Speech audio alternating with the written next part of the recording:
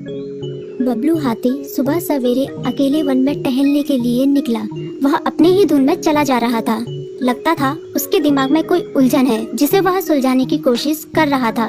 सड़क पर आगे बढ़ते ही उसके सामने चीकू खरगोश भागा। बबलू का पैर उसके ऊपर पड़ने ही वाला था कि चीकू जोर से चिल्लाया। उसकी आवाज सुनकर बबलू ने अपना पैर पीछे खींच लिया। कहाँ खोए हो बबलू भाई? कहीं नहीं, बस कुछ ऐसे ही सोच रहा था। किस बारे में?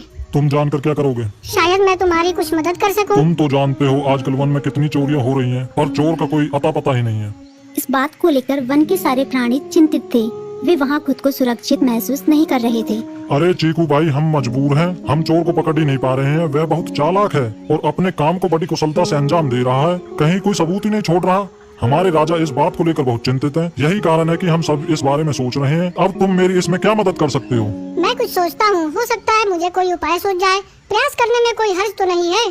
तुम ठीक कहते हो चीकू, लेकिन वन के गुप्तचर भी अभी तक इसका कोई हल नहीं निकाल सके। इतना कहकर वे चुप हो गए। बबलू की बातों ने चीकू को सोचने के लिए मजबूर कर दिया। चीकू को उदास देखकर बबलू बोला, तुम अपना मन छोटा मत करो। मुझे अच्छा लगा कि तुमने मेरी परेशानी को समझा। कभी मैं भी इस वन के लिए गुप्तचर का काम करता था। एक बार मेरी टांग टूट जाने से मेरे अंदर फुर्ती नहीं रही। तब से मैंने यह काम छोड़ दिया।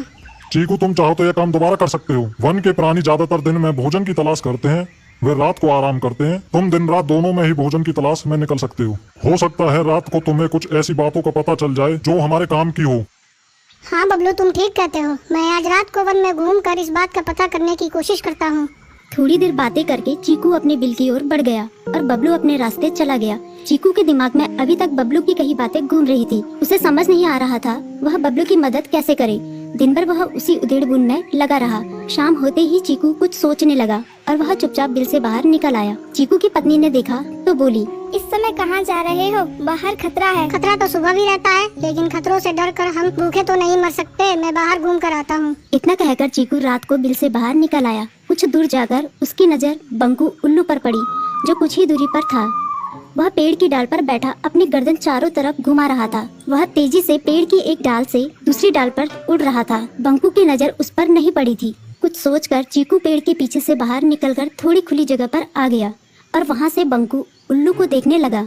बंकू ने चीकू को अंधेरे में भी देख लिया, पर उसने उसमें कोई उत्सुकता नहीं दिखाई और अपनी गर्दन चारों ओर घुमाता रहा। चीकू बड़ी देर तक बंकू की हरकतों पर नजर रखे रहा। वह थोड़ी देर तक खुले मैदान में खड़ा रहा, पर बंकू ने उसे देखकर भी अनदेखा कर दिया। उसने महसूस किया कि बंकू के आसपास चमकू चमगादड़ भी मंडरा रहा था। कुछ देर वन में घूमने के बाद चीकू अपने बिल में लौट आया और सुबह होने का इंतजार करने लगा। अगली सुबह बबलू उसी रास्ते में जा रहा था।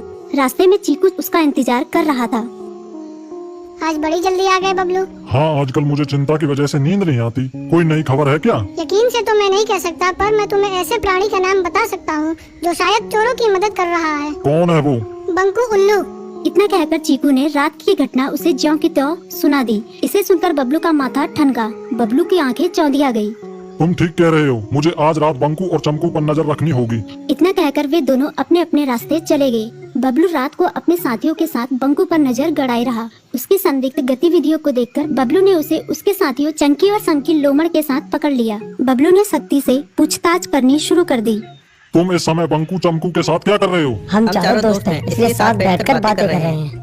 चमगादड़ और उल्लू की दोस्ती तो समझ में आती है, पर लोमड़ के साथ दोस्ती कैसे हो सकती है? सख्ती से पूछने पर दोनों ने अपना जुर्म कबूल कर लिया और सभी चोरियों के बारे में बताया जो उन्होंने कुछ दिन पहले वन में की थी। बबलू ने उनके चोरी का सारा सामान भी बरामद कर लिया। बंकू और चमकू को अभी तक समझ में नहीं आ रहा था कि वो इतनी आसानी से कैसे पकड़ में आ गए।